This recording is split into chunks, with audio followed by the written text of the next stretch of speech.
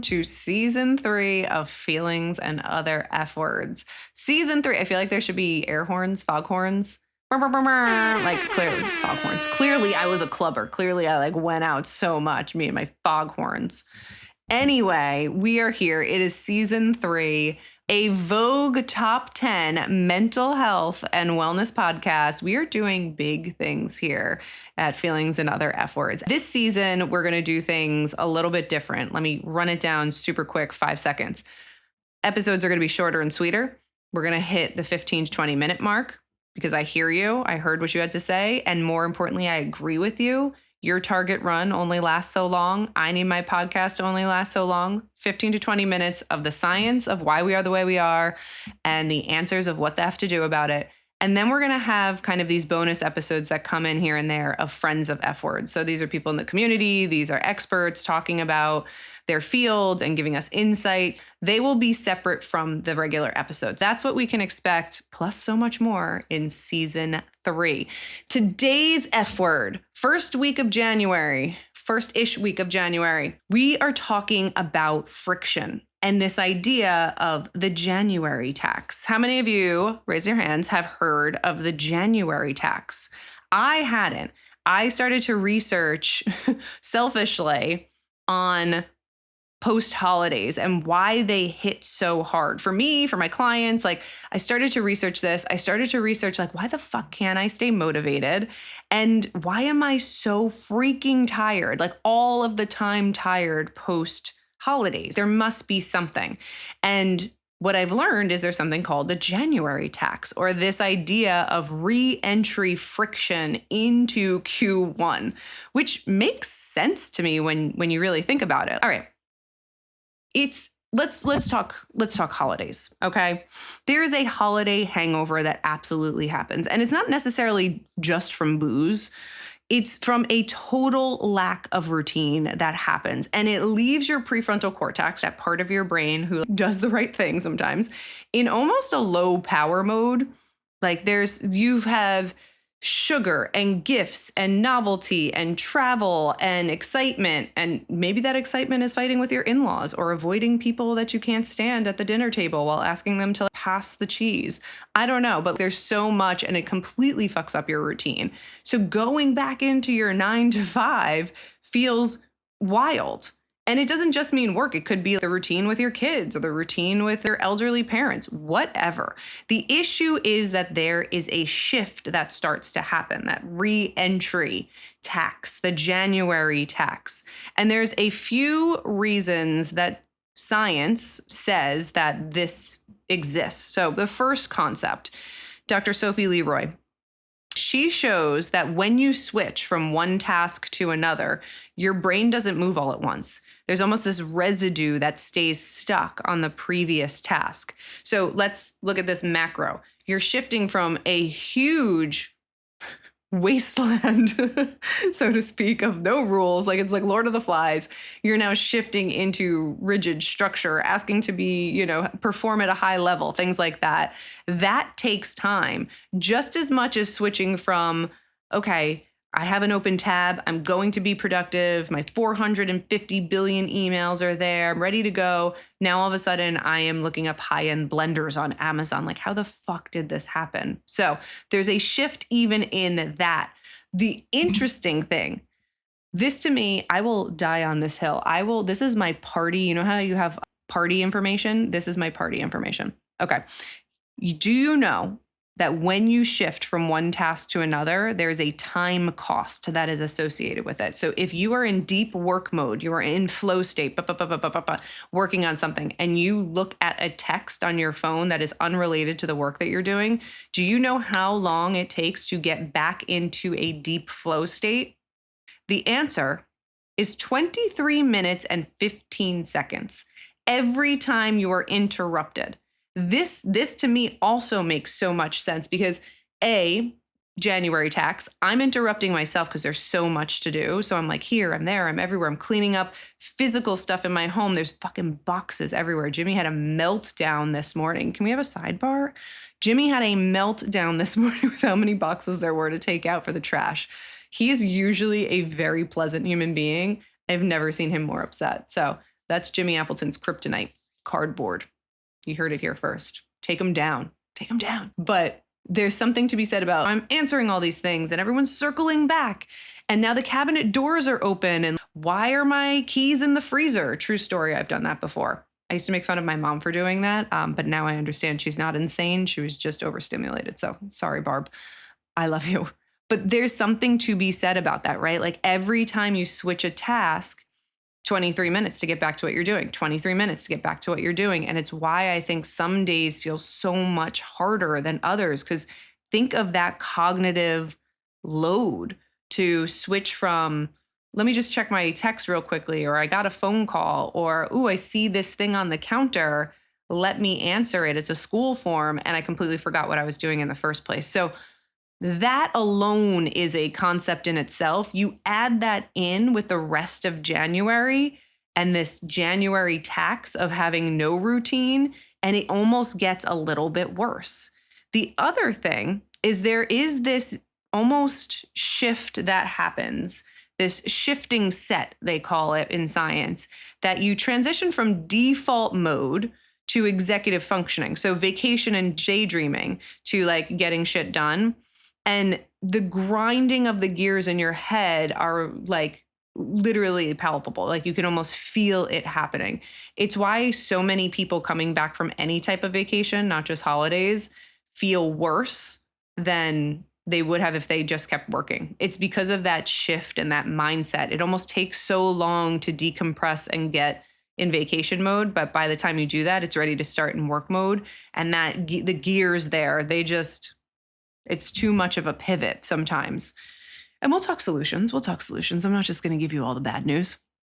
The other thing that is wildly important are our dopamine baselines. And science says that holidays provide this cheap hit of dopamine, sugar, gifts, social stuff, novelty. Again, you're constantly getting inundated with dopamine hits. And it's also why you feel more bored in January. There isn't the lights and the sparkles and the fun and the drinks. And I'm just going to have a piece of cake for breakfast because it's airport rules, right? January is now back to reality. And for a lot of us, we put undue pressure on ourselves with these ridiculous resolutions that you shame yourself for not actually having done. And that, I think, is when the crash really comes. So what do we do about it? What is the effing solution here, Daryl? How do we manage this? Well, I think, we discussed the science of this slump. I think there's this inertia effect of moving from rest to reset, and it requires a ridiculous amount of energy. So I think that that's what we need to focus on. I think the ways to navigate the January tax is threefold. Number one, we have to lower our threshold. We need to pick one task at a time. Literally just one. We need to pick what we're doing. We need to have one tab open at a time, whether that's literally or figuratively, because science also shows that multitasking is a myth, and that when we continue to switch contexts, it actually lowers our IQ by 10 points. I'm going to say it again. Multitasking is a myth. You're not a good multitasker. You're lying to yourself because multitasking is a myth. And science shows that you actually lose 10 IQ points in that moment. So let's do one thing at a time. Let's do the first thing first. So for the next 3 days, we're going to do a challenge here, friends. The next 3 days, I want you to try to focus on a tab, we'll call it a tab, a task, whatever you want to call it, for 20 minutes without interruption. And if that's all you have, great. I just want you to focus on that. If the rest is chaos, fine. We are working on our re-entry. We're working on the January tax of paying a little bit at a time. So I want you to focus on one task at a time, 20 minutes of deep work in at least one task. The rest can be chaos. The other thing that I want us to do is I want us to lower our dopamine in the morning. You're going to hate this. You got to sleep with your phone in another room. 3 days, I want you to put your phone in the bathroom, downstairs, in another room. I was going to say leave it in the car. Don't do that. Put it somewhere where you can't roll over and look at it. Because scientifically what happens is you're getting all these hits of dopamine right away in the morning. And even worse, what you're doing is you're waking up and potentially seeing problems to solve right away first thing in the morning.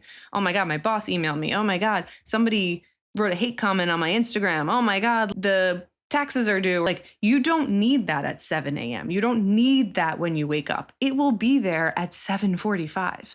Get up, do your routine, reintegrate your routine into your morning, re-enter, so to speak, without that dopamine hit. This is your distraction threshold, and it sets it so high so early, and you are burning fuel that you need to maintain yourself later on in the day. There's also something that is to be said about out of sight, out of mind. There's science that shows that it takes more energy to avoid a thing. Like, it takes active energy to ignore your phone when it is in front of you than when you don't see it. So do yourself a favor, take whatever distraction it is, the food in your pantry you're trying not to eat, your phone, and the TikTok you're trying not to scroll on, whatever, and put it out of sight, because you will actually conserve more energy. And listen, the name of the game here is smarter, not harder. I also want you to audit your energy. I want you to say no to one optional obligation a day. Say no. Something that won't fill your cup, something that doesn't have a high ROI, something that does not matter. It can be really small. It can be a text message that you put on unread and you answer tomorrow. It could be a bigger thing that you just are like, I don't want to go to this thing. I don't really feel like doing, a neighborhood stroll today with people I don't actually like. Don't do it. Don't do it. The other thing that I want us to do is the 10-minute off ramp. This is your final thing. So we're going to wake up. We're going to have less distractions. We're putting our phone somewhere else, out of sight, out of mind. We are picking one task and one task only to do for 20 minutes a day. Again, the rest can be chaos, but I want you to get your brain back into that mindset of doing deep work for 20 minutes at a time.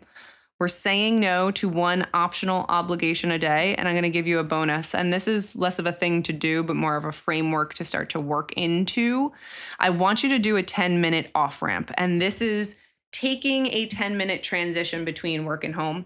One of the guys I work with at Brown, he always makes fun of me because I say it all the time. Take the long way home. He's always like, did you take the long way home? And I adore him, but it's true. And I stand by it. Take the long way home. If you don't have to take the highway, take the back roads if you can. If it adds on 5 minutes, so you can have your off ramp, your transition time. If you think of yourself like an athlete, you need a warm up to get ready for your workout or your job or your task at hand, your day. For us working moms, right? Working parents, you need a warm up, and then you need a cool down. There needs to be some buffer time when you transition from one state of being to another. Because again, remember that tax that comes at 23 minutes of trying to regain focus? Like, we need to ease ourselves in at all times, but especially in January. Finally, how does this relate to our goals, our New Year's resolutions, things like that? I think we need to be more mindful of the fact that you need to audit your goals of, does this matter to me right this second, and how much? And how can I integrate and scaffold this? How can I build upon it? If you guys are watching this YouTube video, my hands are going crazy. My Italianness is really coming out. How do you scaffold this so you can build upon a goal? You're not going to work out 7 days a week right now. And maybe you are, and I love you and amazing, but for the rest of us, I'm not doing that. I can't do that. It would be a setup for failure. And research shows that when we have so many micro failures in the beginning, we give up on a task. Instead, start with 5 minutes a day of stretching. Start with 5 minutes of, I'm going to do 10 sit-ups and 10 push-ups and 10 squats every day in my house. Start small and then build up. Maybe February looks a little bit different. Maybe March looks different. Maybe it's quarters you're working in. Whatever. The point being, to not set yourself up for failure, A, you need to understand the baseline of the January tax. And B, you need to set your goals appropriately to give you the most opportunity for success. Because again, that to me is what matters. We are working smarter and not harder, starting day 1, January 2026. See? Short, sweet, 15 minutes or so. Thank you for joining me on season 3, episode 1 of Feelings and Other F Words. If you have any ideas or any guests you'd like to feature, reach out to me, contact at drdarylappleton.com. Don't forget to like, follow, subscribe, all those things that my producer always says to say, but I never do. But please do it. It absolutely helps amplify our tiny show here. And if there are things that you want to talk about, you can reach out to me in my DMs on Instagram. TikTok, I don't check too much, but you can do that as well at Dr. Daryl Appleton, or the Feelings and Other F Words page, which is linked in my bio at Dr. Daryl Appleton. Until next time, happy F wording.